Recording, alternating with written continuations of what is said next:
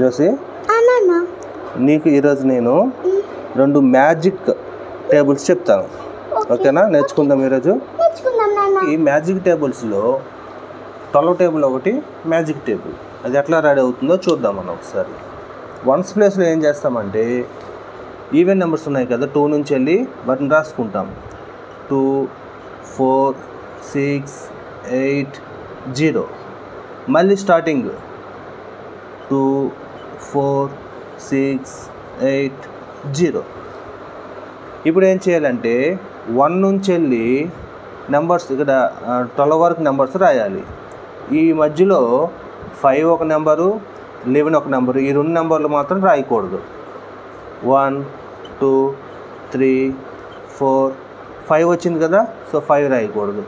6, 7, 8, 9, 10, 10 తర్వాత 11 కదా, 11 రాయకూడదు.